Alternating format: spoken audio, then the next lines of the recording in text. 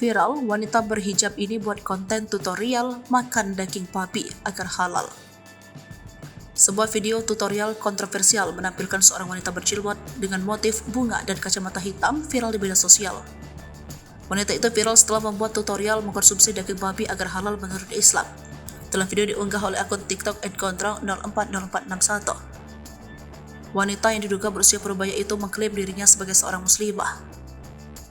Dalam video yang terlihat pada Rabu 23 Agustus 2023, wanita tersebut menjelaskan langkah-langkah untuk mengkonsumsi daging babi agar halal.